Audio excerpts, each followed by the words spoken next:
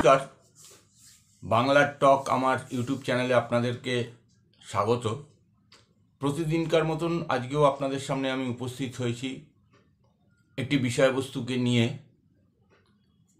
যেটি সম্পর্কে অবশ্যই আমি আমার নিজস্ব মতামত ভাবনা চিন্তা আপনাদের সামনে উপস্থিত করব।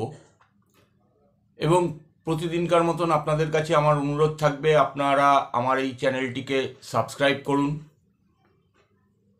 ভিডিওর কমেন্টে আপনাদের মতামত আমাকে লিখে জানান এবং আপনাদের পরিচিত বন্ধু বান্ধব নিকটজনের কাছে আমার এই চ্যানেলটিকে শেয়ার করে আমার চ্যানেলের সমৃদ্ধি ঘটাবেন এই আশা রাখি। দেখুন, আজকে যে বিষয়টি নিয়ে আমি আপনাদের সামনে উপস্থিত হয়েছি, সেই বিষয়টি জাতীয় রাজনীতির ক্ষেত্রে একটি গুরুত্বপূর্ণ ভূমিকা পালন করতে পারে। বিষয়টি হচ্ছে, এই অনতিকাল আগেই, দুদিন আগে আমাদের দেশে দুটি রাজ্যে বিধানসভা নির্বাচন অনুষ্ঠিত হলো। ঝাড়খণ্ড এবং মহারাষ্ট্র গুরুত্বপূর্ণ দুটো রাজ্য, একটি পূর্ব ভারতের আরেকটি পশ্চিম ভারতের। এবং শুধু তাই নয়, মহারাষ্ট্র, যেটাকে আমরা আমাদের বাণিজ্য নগরী বা আর্থিক দিক থেকে আর্থিক রাজধানী বলতে পারি দেশের, ব্যবসা বাণিজ্য ইত্যাদির ক্ষেত্রে মহারাষ্ট্র দেশের মধ্যে অনেকটাই এগিয়ে এবং একটা সময় পর্যন্ত সব থেকে বেশি বাণিজ্য, ব্যবসা বাণিজ্য ইত্যাদি সেখানেই হতো। দেশের যত আমাদের মিলিয়নার রয়েছেন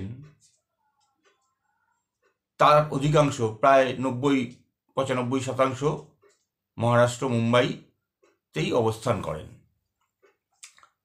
স্বাভাবিকভাবেই এই দুটো রাজ্যের বিধানসভা নির্বাচন জাতীয় রাজনীতিতে একটা বড় প্রভাব বিস্তার করতে পারে। দেখুন, 2024 সালে আমাদের দেশের সাধারণ নির্বাচনের পরে বর্তমান সরকার, এনডিএ সরকার, বিজেপির নেতৃত্বাধীন যে সরকার গঠিত হয়েছিল, বিগত সরকার বিজেপি এককভাবে গঠন করার পরে এবার বিজেপি এককভাবে সংখ্যাগরিষ্ঠতা পায়নি সাধারণ নির্বাচনে। আমরা সবাই জানি যে আমাদের দেশে সরকার গঠন করার জন্য সংখ্যা যেটা লাগে সেটা হচ্ছে সংসদে 272 জন সাংসদ দরকার হয়। বিজেপি 240 গিয়ে আটকে গেছিল। স্বাভাবিকভাবেই বিভিন্ন রাজনৈতিক দলের সঙ্গে সংযুক্ত হয়ে তাদের সমর্থন নিয়ে বিজেপিকে সরকার গঠন করতে হয় এবং এর ফলে সারা দেশেই বিজেপির রাজনৈতিক কর্মকাণ্ড ইত্যাদিতে একটা ভাটা পড়েছিল। সমর্থক দরদি যারা রয়েছেন তারাও অনেকটা মূর্ছে পড়েছিলেন। পরবর্তী ক্ষেত্রে হরিয়ানার নির্বাচন, যেখানে সবাই আশা করেছিল দুটো টার্ম বিজেপি গভর্নমেন্ট হরিয়ানায় শাসন করার পরে এবার বোধহয় INDIA জোট সেখানে কংগ্রেসের নেতৃত্বে ক্ষমতায় আসবে। প্রেডিকশানও সেরকমই ছিল। এক্সিট পোল, বিভিন্ন সংবাদ মাধ্যম, বিভিন্ন চ্যানেল, তারা যে এক্সিট পোল করে তাতে দেখিয়েছিল যে এবার বিজেপির সরকার ওখানে হচ্ছে না, কংগ্রেসের সরকার হবে। কিন্তু ভোটের পরে অপ্রত্যাশিতভাবে তৃতীয়বার বিজেপি সরকার গঠন হওয়ার পরে হরিয়ানায় কিছুটা উজ্জীবিত হয়েছে বিজেপি। জম্মু কাশ্মীরের ভোট, সেটাও বিজেপিকে কিছুটা উজ্জীবিত করেছে। পরবর্তী ক্ষেত্রে এই দুটো নির্বাচন, যেটা কিন্তু জাতীয় রাজনীতির ক্ষেত্রে খুব গুরুত্বপূর্ণ ভূমিকা পালন করবে। কারণ আর কিছুদিন পরেই আমাদের দেশের সংসদে শীতকালীন অধিবেশন শুরু হবে এবং সেখানে বিজেপি বেশ কিছু বিল নিয়ে আসবে, 14-15টা মতন বিল আসবে। সেই বিল পাশ করানোর ক্ষেত্রে তাদের বিভিন্ন জায়গার নেতৃত্বরা উৎসাহিত হবেন, নতুন উদ্যমে তারা সেইগুলো নিয়ে আসবেন। বিশেষ করে ওয়াকফ সম্পত্তি মামলা সম্পত্তি সংক্রান্ত যে বিল ইউসিসি, সেটা নিয়ে একটা প্রাথমিক খসড়া বিলের ওপর আলোচনা ইত্যাদি হতেই পারে। আরও এরকম বিভিন্ন ধরনের বিল সংসদে আসবে এবং যেটা আমরা গত 20 তারিখে নির্বাচন শেষ হয়ে যাওয়ার পরে বিভিন্ন সংবাদ মাধ্যম বা বিভিন্ন চ্যানেলের যে এক্সিট পোলগুলো বেরোয় সেগুলোতে যে আমরা দেখতে পেলাম, মহারাষ্ট্রে যদিও কংগ্রেসের নেতৃত্বাধীন জোট মহাবিকাশ আঘাড়ি, যে জোটের একটা অংশে শরদ পাওয়ারের এনসিপি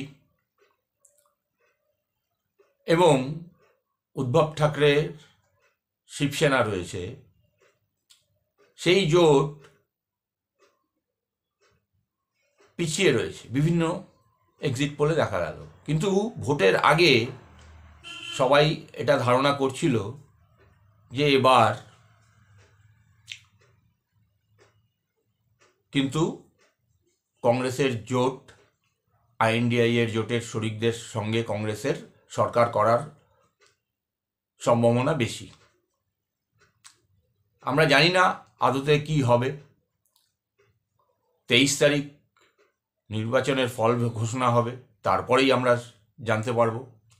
হতেই পারে এক্সিট পোল যেটা নিয়ে এসছে আমাদের সামনে সেটা ঠিক নাও হতে পারে। অনেক সময়ই হয়েছে, একেবারে হুবহু যে মিলে গেছে তা নয়, অনেক সময় একেবারেই মেলেনি, উল্টো ফল হয়েছে। পাশাপাশি ঝাড়খণ্ডে জেএমএম এবং কংগ্রেসের জোট এবং তার সঙ্গে সিপিআইএমএল এর একটা অংশের জোট, এরা সরকার টিকিয়ে রাখতে পারবেন নাকি সেখানে সরকার পরিবর্তন হয়ে বিজেপি আসবে, সেটাও একটা বড় প্রশ্নচিহ্ন। যদিও বিভিন্ন সমীক্ষার রিপোর্ট যেটা বেরোচ্ছে সেখানে দেখা যাচ্ছে যে এনডিএ জোট ওখানে 38 থেকে 50টা সিট নিয়ে সরকার গঠন করবে। 81টা টোটাল সিট রয়েছে ঝাড়খণ্ড বিধানসভায়। সরকার গঠন করার জন্য ন্যূনতম 42টা সিট দরকার। কংগ্রেস এবং জেএমএম জোট দেখা যাচ্ছে সেখানে, যেটা জানাচ্ছে বিভিন্ন এক্সিট পোল সমীক্ষক দল, 30 থেকে 40-এর মধ্যে তাদের সংখ্যা থাকবে। ফলে এই দুটো রাজ্যর নির্বাচন কিন্তু জাতীয় রাজনীতির ক্ষেত্রে একটা বড় ভূমিকা পালন করবে। কেন্দ্রীয় সরকার, বিজেপি নেতৃত্বাধীন সরকার, তারা কিভাবে এই নির্বাচনের ফলকে সামনে রেখে বিভিন্ন রাজ্যে তাদের রাজনৈতিক কর্মকাণ্ড সংগঠিত করা এবং দেশে সংসদে কি নিয়ে আলোচনা করা, কি বিল পাস করানো এবং বিল পাস করানোর জন্য তার যে প্রাথমিক কাজকর্মগুলো সেগুলো নতুন উদ্যমে তারা করবে।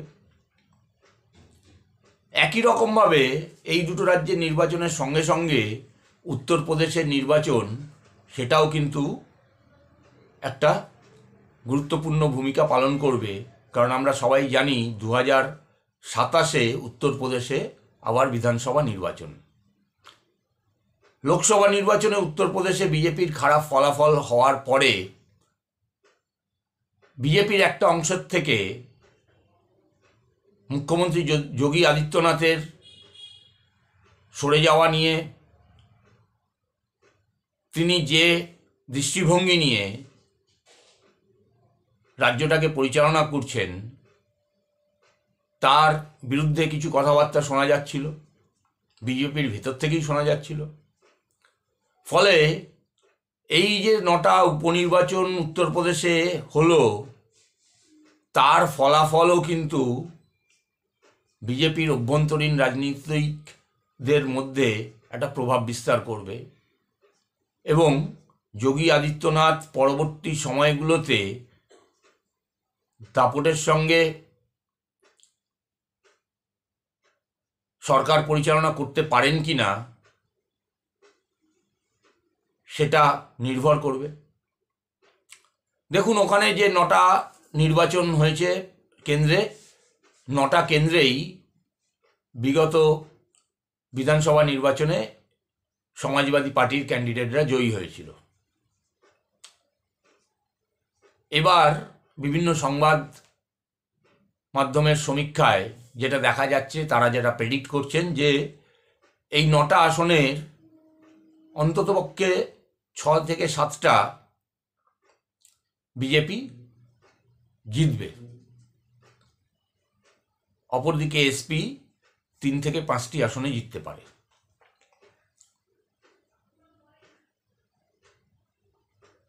ইতিমধ্যেই এসপির থেকে অখিলেশ যাদব তার নেতৃত্বে এসপির বিভিন্ন নেতারা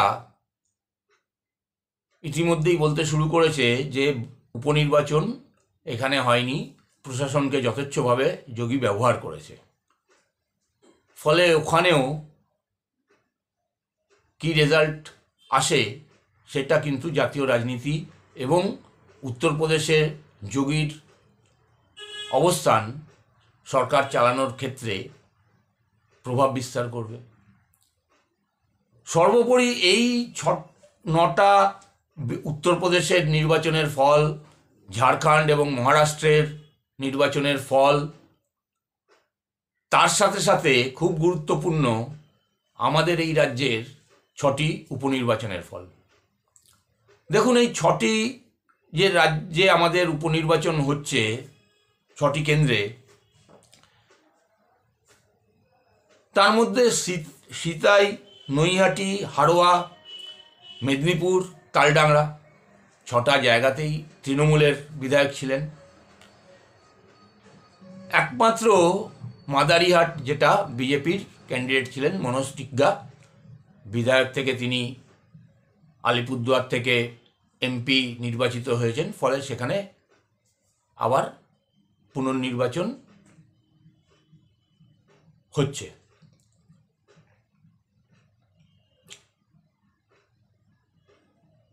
এই 6টা নির্বাচনে, বাই ইলেকশনে, এখানে বিজেপি কী ধরনের ফল করতে পারে সেটাও কিন্তু আমাদের দৃষ্টির নজরের মধ্যে থাকবে। কারণ 5-1 বদলে এখানে যদি বিজেপি 4-2 করতে পারে বা শাসক দল যদি 6-0 করতে পারে, তাহলে আমাদের রাজ্যের রাজনীতির আমূল পরিবর্তন ঘটে যেতে পারে। কারণ রাজ্যের বর্তমান রাজনৈতিক পরিস্থিতি, সামাজিক পরিস্থিতি, অর্থনৈতিক পরিস্থিতি যাই বলেন না কেন, শাসক দল কিন্তু খুব একটা সুবিধাজনক জায়গায় নেই। বিভিন্ন কারণে, নানান রকম দুর্নীতি,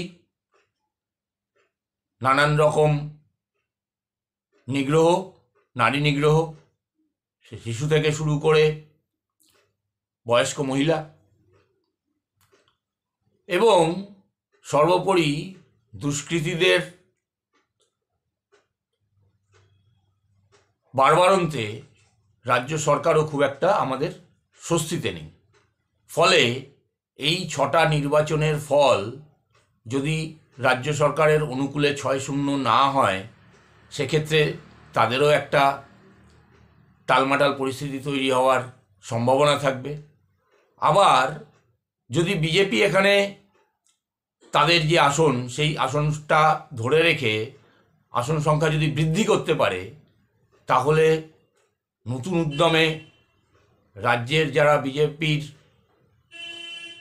কর্মকর্তা রয়েছেন, কর্মী রয়েছেন, তারা আন্দোলন সংগ্রাম কর্মসূচি ইত্যাদিতে ঝাঁপিয়ে পড়তে পারবেন। ফলে আগামী 23 তারিখ সর্বোপরি আমাদের রাজ্য এবং দেশ দুটোর জন্যই খুব গুরুত্বপূর্ণ। কারণ এই 23 তারিখের পরেই আমাদের দেশের এবং রাজ্যের রাজনীতি কোন খাতে বইবে সেটা ঠিক করে দেবে। সর্বমোট জায়গায় যদি বিজেপি ভালো ফল করে, তাহলে পরে অবশ্যই কেন্দ্রে এনডিএ সরকারের দৃঢ়তা অনেক বাড়বে। অপরদিকে বিরোধী শক্তিদের ঝাঁজ, তাদের আন্দোলনের তীব্রতা কিন্তু অনেক কমে যাবে। স্বাভাবিকভাবেই আমাদের নজর থাকবে আগামী 23 তারিখে এই দুটি রাজ্যের বিধানসভা নির্বাচনের ফল এবং পশ্চিমবঙ্গ, উত্তরপ্রদেশের উপনির্বাচনের ফলাফল কি হয় সেটার দিকে। পাশাপাশি আরেকটি খুব গুরুত্বপূর্ণ নির্বাচনের ফলের দিকে আমরা অবশ্যই তাকিয়ে থাকব। সেটা হচ্ছে কেরলের ওয়ায়নাডে প্রিয়াঙ্কা গান্ধী ভোটে লড়ছেন। রাহুল গান্ধী ওয়ায়নাড কেন্দ্র থেকে জয়ী হওয়ার পরে সেখান থেকে পদত্যাগ করার কারণ তিনি উত্তরপ্রদেশের আরেকটি কেন্দ্র থেকে জিতেছেন, ফলে তাকে একটি ছাড়তেই হবে। তিনি কেরলের ওয়ায়নাড কেন্দ্রটি ছেড়ে দিয়েছেন এবং সেখানে প্রিয়াঙ্কা গান্ধী প্রতিদ্বন্দ্বিতা করছেন। দেখার বিষয়, প্রিয়াঙ্কা গান্ধী, রাহুল গান্ধী গতবার 2024-এর নির্বাচনে যে ব্যবধানে জিতেছিলেন, সেই ব্যবধান টপকে ব্যবধান বাড়াতে পারেন কিনা, নাকি ওখানে প্রতিদ্বন্দ্বিতা আরও তীব্র হয়। বাম, বিজেপি তাদের প্রতিদ্বন্দ্বিতার মুখে প্রিয়াঙ্কা গান্ধীর জয়ের মার্জিন কমে কিনা। স্বাভাবিকভাবে এই ফলাফলগুলোর ওপরে কিন্তু আগামী দিনে আমাদের দেশের রাজনীতি অনেকটাই নির্ভর করবে। আজ এই পর্যন্তই। নমস্কার, ধন্যবাদ।